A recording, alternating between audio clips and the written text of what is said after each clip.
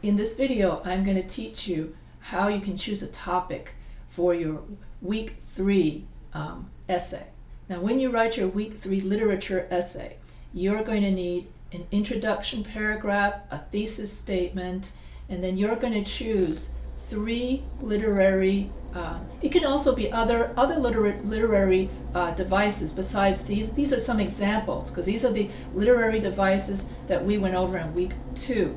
So you're going to choose 3 of these literary devices in order to analyze any of these stories on, you only need to choose one story to analyze. So choose one story to analyze, to write for your essay, choosing at least 3 of these literary devices. You can choose other literary devices that are not on the list, like metaphor, irony. This is not a complete list by far, okay? There's others like irony, let's see, irony, symbolism, just off the top of my head, okay? So I add just off the top of my head, and in all of these plot twists, okay, and you could actually have plot twists, characterization, which is what you're going to actually, characterization is going to be week 3 reader response, but I'm going to do that in a separate video, so I'm not going to cover this. But anyway, so choose 3 literary devices, and I will show you in a second. So don't worry if you're not understanding, going, I don't understand what's going on. And I'll be like, okay, so right now I'm just going to tell you, you're going to write a literature essay where you're going to analyze these stories. You're going to reread and look into these stories, extra layers of interpretation. For like I said in my lecture, what makes literature fun is all of the extra layers of meaning and extra layers of interpretation that you bring your life experience into these interpretations. That's what makes literature fun, because each person has their unique life story, and each person can read the same story, but then you're going to have, let's say you have 30 people in a class and everybody reads Telltale Heart or God's Son's Death like we did last week, and everybody had a different take on God's Son's story. So same thing here. We're not going to be doing Godfather's Death. Yeah, we're not going to be doing Godfather's Death by Brothers Grimm this week. Instead, you're going to choose one of these stories to analyze for your essay. So I will go over how to do that in a moment. First, I want to go over all of the different, or comment on all of these stories to help you choose which story you'd like to read. A&P by John Updike. That's like a cashier, a teenage cashier. It deals a lot with social class. And this teenager is a cashier at a local grocery store, and she notices, as she's at the cashier, she notices 3 very rich teenage girls dressed in, let's see, they're dressed in bathing suits. So just from that, just the teenager at the cashier knows that if you're dressed in nothing but a bathing suit, that means you're rich. You spend your whole day at the beach. You don't have to, have a job and stand at a cashier and all of that. You actually, all day long, you're rich, you have lots of money, and you could just spend all your time at a beach. And so this is kind of like social class of one teenager looking at other teenagers who don't have to work. A Rose for Emily is kind of gross. I'll tell you that much. And in it, an old lady, she's old and she's African American, and when she falls in love, and then this guy, she falls in love, and then the guy rejects her. And then she does something gross to him that they find at the very end of the story, which is a plot twist, when the house starts to stink. That's all I'm going to say, and that's A Rose for Emily. So if you like plot twists and something that stinks at the very end, you can read this one. A Good Man is Hard to Find. This one was kind of strange. I will say that. Let's see. It's about a girl and she has only one leg, and then a Bible salesman comes to the door, and he seems really nice at first, and this girl, she has one leg and she's very lonely, and so the Bible salesman asks her out for a date, and so they end up at a barn on a date, and they're in a barn. I guess they're kissing or something, and then he takes away her leg, the prosthesis, and then it's really mean, and then she can't walk around. Anyway, you have to read it.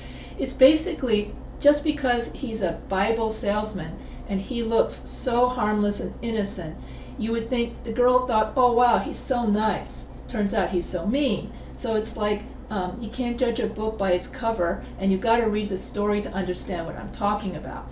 Another thing that Flannery O'Connor is famous for is she's famous for using dialects in her dialogue. She'll actually write the way people talk on purpose to show that the character is uneducated, or to show that the character is from the South or some part of the country where you speak in a really strong accent. So it's like, just because someone looks good doesn't mean they are. So hence the title, A Good Man is Hard to Find. And he leaves her stranded. He takes her leg, the prosthesis, and this one-legged lady can't walk anywhere without her leg. And I'm like, what's going on? Anyway, so that's this one. A Pair of Tickets. That's one of the chapters in the Joy Luck Club. Joy Luck Club is a novel. I loved the movie. So I think you should go watch the movie Joy Luck Club before you read if you're going to do A Pair of Tickets, even though that's just one chapter, but it's worth to watch the movie Joy Luck Club, because it's such a great book, and it's such a great representation of Asian American community. When I saw the movie, I was reliving my childhood. And so if I were doing this assignment, this would be the story I would choose. But don't go by me, okay? You choose the story. Like I said, literature it's like you bring your life experience to it. Even when choosing these stories, for me, it would have been this story, and for somebody else, it might be another story. So there you go. And so this is a really great story about the Asian American experience. The things they carried, that's about the Vietnam War. And it talks about, oh, it's so sad. And it talks about all the different, the Vietnam soldiers. And it goes over kind of like a character sketch of each Vietnam soldier. And then during the Vietnam War, what things did they carry? Literally, so there's two meanings for the things they carried. So literally, the physical things they carried, like they carried their helmet, they carried their gun, they carried their knapsack. Okay, those are the physical things they carried, but also, what emotional baggage did they carry? So the things they carried is also about the physical things they carried, as well as the traumatic events of the Vietnam War and how that damaged these soldiers. So you have the double meaning of the things you carry the trauma of the Vietnam War with you forever, so the things they carry, and also the things they carry as in all the equipment they had to carry while they walk through the swamps. So this is an excellent story for anyone who wants to know about the Vietnam War. I lived through the Vietnam War era, and I totally can remember what that's like. My cousin was he almost got into the Vietnam War, almost. The House on Mango Street is an excellent story about Hispanic American life. It's about a Hispanic American family who moves to Mango Street, and it's their very first real house. And then the narrator describes all his strange neighbors.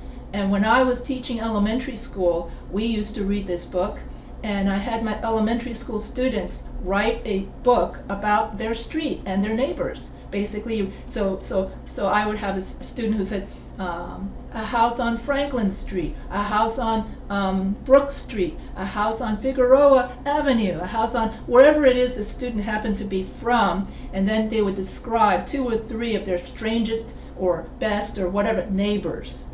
And so that's basically House on Mango Street. Barbecue, Lysandra Cisneros. It's about a little girl that has Barbie dolls. Who has Barbie dolls, And the Barbie dolls, and the thing about Barbie dolls is when you look at Barbie dolls, it's like for little girls to fantasize about what it's like when they grow up. And Barbie dolls are infamous for trying to portray women as too thin or too and glamorous. Women have to wear those high heels, fancy clothes, and have rich boyfriends. Ken and Barbie. So that's the traditional Barbie doll. But with Barbecue story is that the girls in this story are so poor, they can only afford to have used Barbie dolls. They have to buy their Barbie dolls from like garage sales. They got to make their Barbie doll gowns from socks. And then the Barbie doll factory near them burned down. And as a result, the toy store, the factory owner, had to get rid of all the burnt merchandise from the fire. So as a result, these poor kids were able to get all of their Barbie dolls, although the Barbie dolls were burnt and smelled like smoke, no matter how many times they washed it. So Barbecue dolls, so that's Barbecue story. And so the themes there is about irony, satire, the fakeness of society because of what Barbie dolls represent, and also it doesn't even represent, in this case, well, anyway, so that's the some of the themes in Sandra Cisneros' Barbecue story. Everyday use. Oh yeah, this is about, let's see. There were two sisters. One sister is very extroverted and beautiful, and then the other sister is very shy and not very good looking either, for that matter. I think she had some kind of accident where part of her face or something, she has some kind of physical deformity, so it makes her very shy, but she's a sweet girl. And then you've got the beautiful one, who's all the other sister who's beautiful, but she's so fake, she's so superficial. And then you've got the mother who has to, and the mother is more like the other daughter. Anyway, so the beautiful, superficial daughter goes off to college to discover herself. And in this story, it's a slice of life. In this case, while A Pair of Tickets is about Asian American life, Barbecue and the House on Mango Street is about Hispanic Americans, and Everyday Use is about African Americans. So these two African American sisters are so different. One is uneducated, shy, but ugly and timid. The other one is supposedly physically beautiful, educated, but so shallow. The mother is simply hardworking and uneducated. And so she favors her ugly, timid daughter. And so it's about the tension is between what does society, so when society seems to favor the beautiful and the superficial. And so you see this clash of the authentic and the inauthentic. One character is very authentic, even though she's uneducated, and the other character is inauthentic. And you see the clash between the two characters, and that's a very interesting. I'll let you read the story to understand what I'm talking about. That's why I only talk about a little bit of each. Hills Like White Elephants. I read that story. Ernest Hemingway, the thing about Ernest Hemingway is he writes stories with dialogue. He lets dialogue drive all his stories. He has very little description. And I'll leave it at that and let you read the story to figure out what that means. Richard Wright, the man who was almost a man. Richard Wright is an African American author who wrote, I think, the Invisible Man. He writes about what it's like to be African American and be invisible. And he writes about what it's like, the discrimination African Americans had to go through in the early 20th century. The man who was almost a man, and talks about a boy, a teenage boy, who wants a gun. He doesn't want to shoot people, though. He just likes the idea of having the gun on him because it gives him a sense of power, because he just holding the gun and he feels powerful, whereas without the gun he feels very vulnerable and always victim of society, and always the people treat him always like a boy. No one treats him like a man. So the man who is almost a man.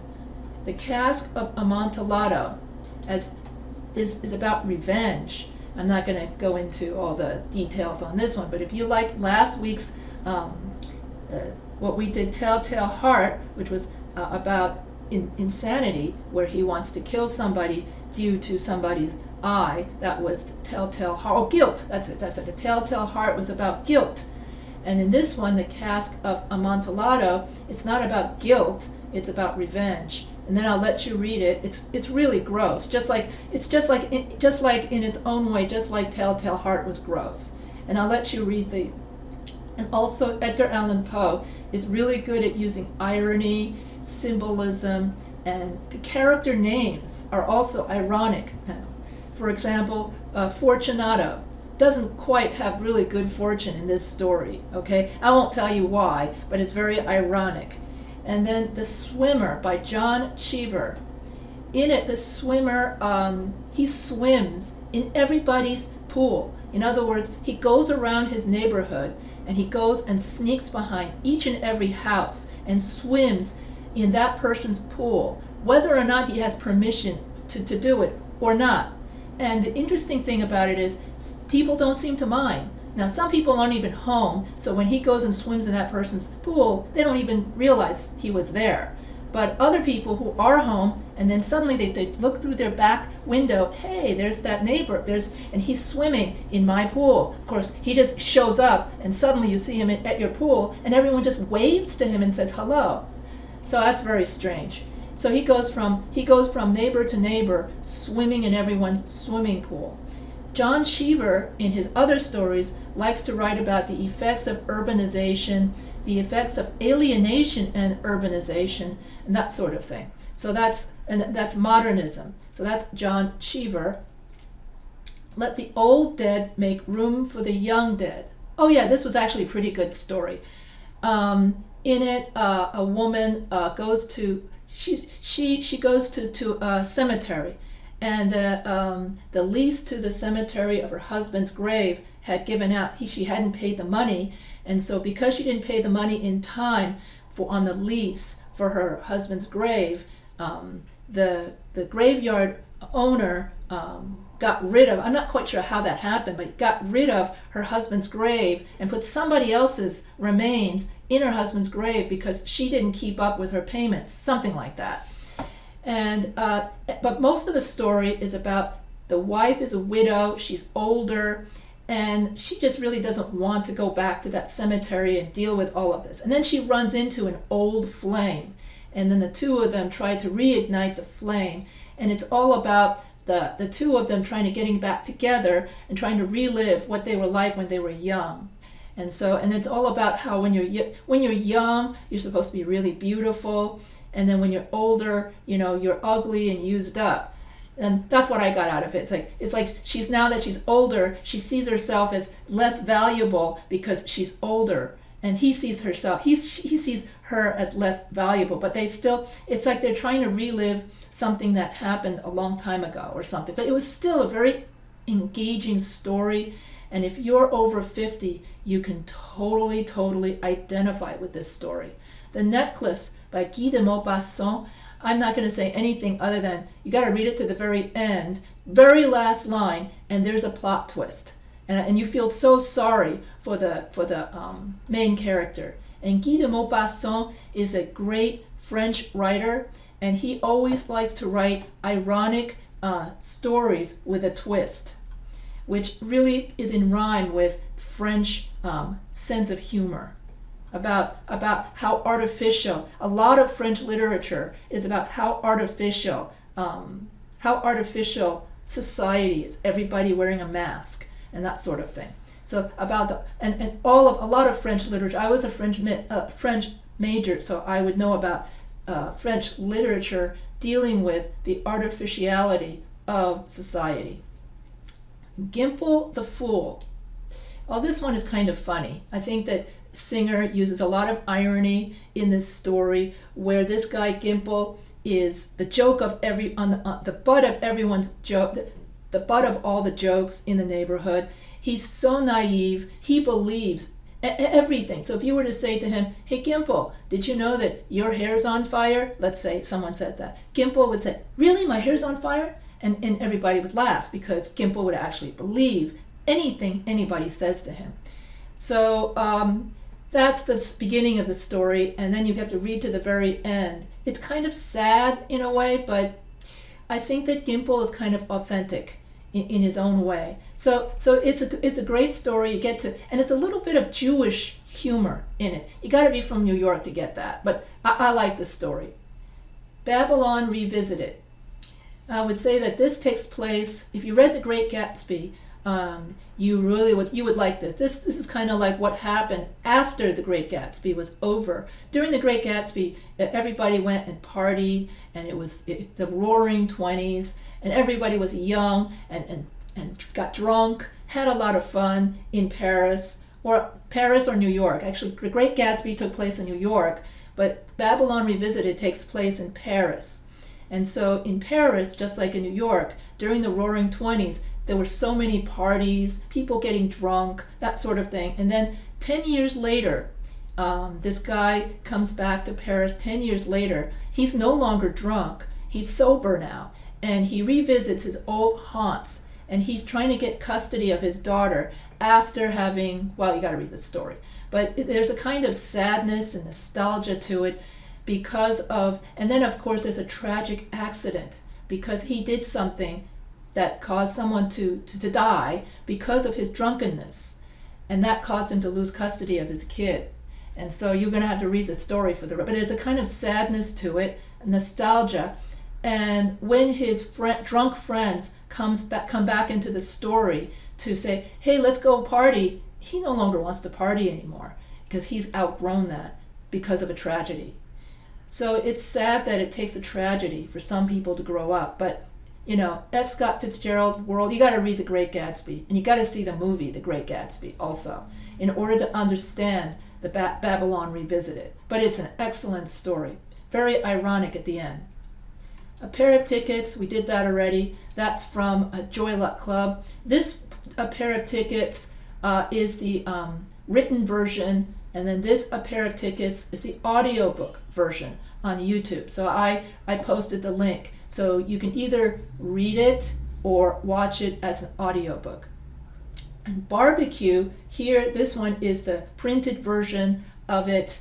And here you have Barbecue as the audio version of it, in which I talk about a little girl with her. Didn't I go over this already? Yes. Yeah, that's the one with the toys, the burnt toys, barbecue, and Barbie dolls that are so artificial. Yeah, I did that one already. And then this is excellent because this Tomas Rivera is very famous for writing about Hispanic American life. And then a hunger artist by Franz Kafka, and this one's kind of dark, in which you have, and this is the one in which Kafka likes to write about urbanization, alienation of society, and how society, because of the modernization of society, people don't know each other anymore, people don't care about each other anymore, and people don't, when I say people don't know each other anymore, that means that the small town atmosphere of people caring about everybody is gone. And people don't even know each other. You don't even know your neighbors, that sort of thing. And so this hunger artist, he fasts. And and in the old days, people would take an interest in seeing somebody fasting and care about his welfare. And then as time went on, the decades passed, people stopped caring. It's like people walking over a dead body type thing. And so Kafka is just commenting on the callousness of society. And also you should read Kafka's The Metamorphosis, where the guy turns into a bug. And that's not what it means. That's also got to do with the alienation, the dehumanization of modern society, where you just look at everyone as just objects. And you would walk over, and if there was a dead body, people would just walk right over it. So that's basically, these are your stories, and I hope you remember all my comments and all of that. So anyway, so you're going to choose one of these stories, and then what you're going to do, let's see, I'm going to write down here. What you're going to do is you're going to First, you're going to think about the writing process. I know, you thought, oh my God, I thought after English 101, I escaped that whole thing, writing process. So we're going to do pre-writing first. And in pre-writing, what we're going to do is we're going to think up what is going to be my thesis statement. What am I going to write about for my literature essay? And so I went over all of the stories so that you could choose one story to analyze. So I'm going to choose, let's see, there's so many of them that I liked. I liked the Cask of Amontillado, I liked The Swimmer, I liked so many of them. Okay, but first let's go over how to do a literature essay. So in pre-writing, first we want to come up with a topic or a thesis statement. And so first we know that our thesis statement has to be a topic plus our opinion plus reasons. Reason 1, reason 2, reason 3. Or it could be something that we're trying to analyze. And so here would be objects of analysis. You'll get it in a second. You'll understand what I mean in a second, okay? So here you have the topic, opinion, and reasons or objects of analysis. Now you'll understand. So if I were to say story, the name of the story X, okay, so that's the topic, is a great, engaging story because of, let's see, which of these three I'm going to choose because of its irony. Okay, I'll choose irony.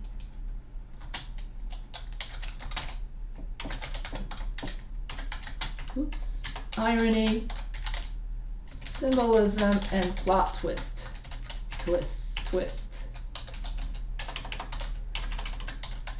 For instance, all right, then that would be your main idea sentence. So basically, what I did was let's actually choose a.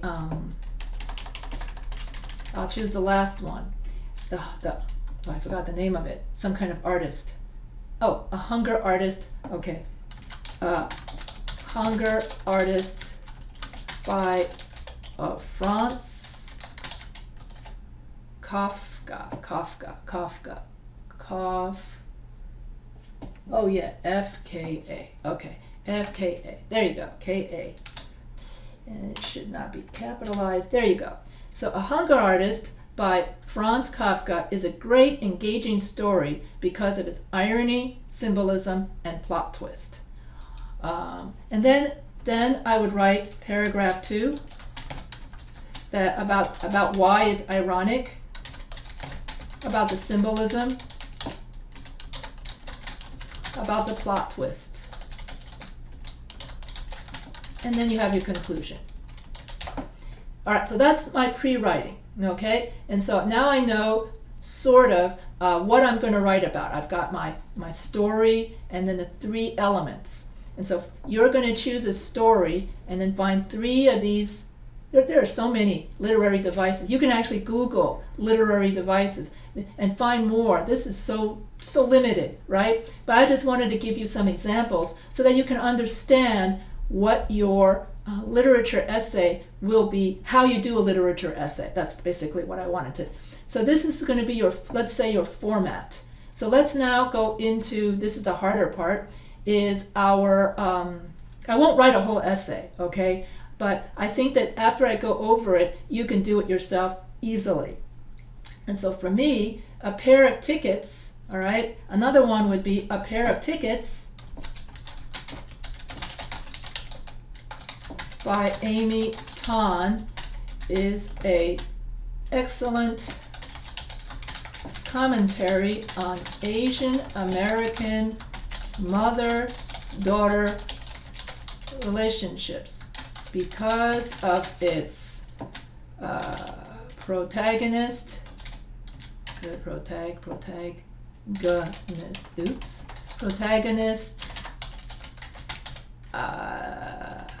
let's see, exposition, and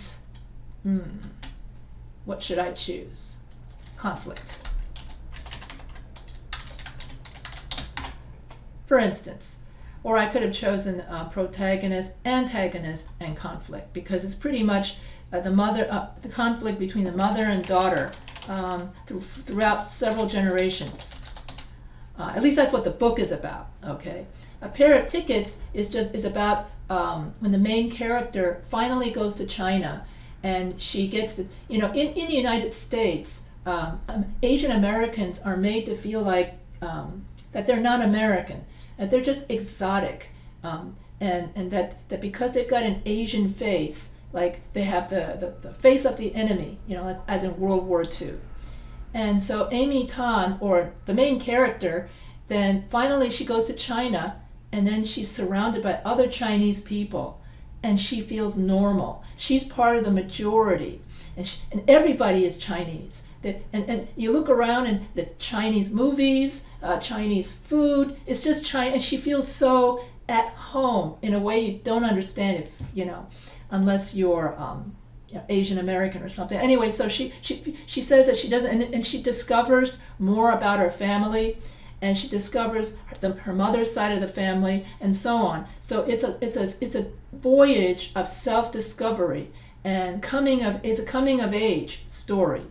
So that's what A Pair of Tickets goes through. And when I listened to the audiobook, it was like listening about myself and listening about my family. So that's why I would have chosen this story if I were doing this assignment. All right, so here you would have paragraph 2 about the protagonists,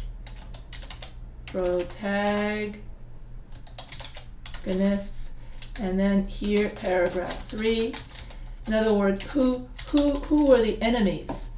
And in this case, the enemies were all the men that the women encountered. There were a lot of nasty guys who were but anyway, I'll let you, that's actually in the book. All right, so I'm probably comparing and thinking about the book as opposed to just that chapter. But you get the idea, that how to do the essay. It doesn't matter about, what I think about all the stories, because what's going to be important is what you think about the stories. How you, notice how each one of us, like I said, we each bring our own interpretation.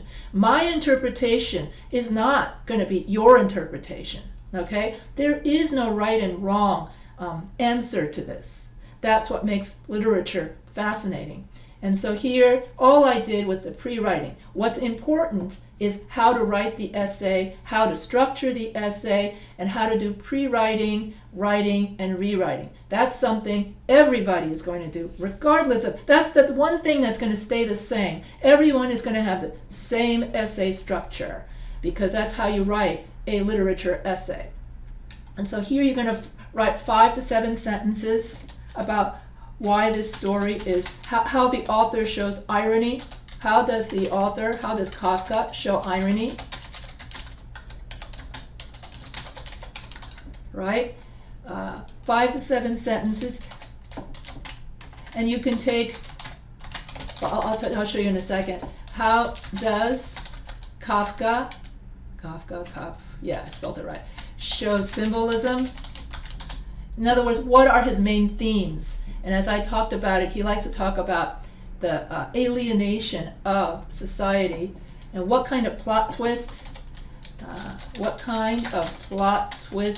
This is, if you choose the necklace, oh yeah, be ready for that plot twist at the very end. I mean, I'm not going to give it away, other than you got to read the story to find out and go, oh my God, you're like, like that. Does Kafka use? Yeah, the necklace is, and I learned it in French. I was a French major, so I actually read this in French. But the English translation was pretty good. Does Kafka use? And conclusion, you restate your thesis, yes. Just like in English 101, you restate your thesis and summarize the highlights of your essay in 5 to 7 sentences. And that's it, you see. And you do the same thing for A Pair of Tickets. Although I suspect that I confused the whole book with just that one chapter, because I'm doing it from memory from a long time ago. I really should listen to this again rather than. Anyway, so you have all of these stories to choose from. And then do not choose a story that we studied in the discussion forum. Unlike last week, where you got to do Godfather's death, to write about Godfather's death after talking about it in the discussion forum. But for week 3, in the directions, it says, no, do not do a story you've already done. So you have to do something different. So this is similar to when you get to the poetry part, where for each assignment, you have to choose a different poem. And here, for each assignment, you have to choose a different story. And so I hope that you get a good idea. And then when you write your paragraph about irony, you can try to keep your APA in-text citations to less than 3 lines. Okay, so you can write just like with, and then for my one student from my ENGL 101 class, this is going to be like, pie structure, and if she was right here, I would be like, okay, what does that mean? And she would instantly know. Main idea, we're going to use pie structure, okay? So main idea from the first sentence of the paragraph. Your topic sentence will come from your thesis. So the first sentence, which would mean the main point, would be Franz Kafka uses irony in A Hunger Artist. And then you write the APA, you write the in-text citation, and then you write an explanation in 5 sentences of that in-text citation. So main point from thesis, I is in-text citation, and only one in-text citation, and then E would be explanation in 5 sentences of that in-text citation. So that's pie structure. And so if you take an in-text citation, keep it to less than 3 lines. And so here you could go like this, and then you would write Kafka, and then whatever the date is, and whatever page number you got it from. All right, and we put the in-text citation right after the quotation. And so this is review, since I know that this class is higher than English 101. So I'm just going to go over it much faster than I would have, and here with references. So you remember to put your references at the very end of your paper. So I would put Kafka, Franz, and I don't know the exact, in other words, when was this published? Okay, you can look that up. I can't remember off the top of my head. Then you would write A Hunger Artist. Of course, this is going to be artist. Yeah, artist. Yes. And then you're going to italicize and or put it in quotation marks. And then you're going to write like the publication. And I will try to do this. Let's see. Okay, so I'm going to write what the publication name, and then retrieved whatever today's date is, September 19, 2022, from whatever the web address I got it from. Okay, so that's basically your reference citation, and don't forget to write in references. Now, I would prefer that you do the analysis based on your analysis and try to refrain from having to look up Spark Notes and that sort of thing. And try to make it come from your life, your point of view, in order for the essay to be interesting. Because if I were to read all of these essays and everybody uses the same Spark Notes, I can tell that you used Spark Notes because I only have so many stories, and I can recognize, oh, that person just did Spark Notes. So you got to keep it original. And if you do use a source, you have to cite the source. Otherwise, you get plagiarism. And if you get a high plagiarism score, then I'm obliged by the university to report you. So try to keep it as original as possible. And if you do use an in-text citation, well, just keep it down to just one in-text citation per paragraph, that sort of thing. Even if you're taking it from the story, still use one in-text citation per paragraph in order to keep your plagiarism score low and your originality score high. Yeah, something like that. Anyway, you want your plagiarism score to be low. That way you can you want, I don't know, it depends on what you do, but you don't want something like 100% or something. Anyway, so this would be the end of this particular video, and if you have any questions, you can always email me.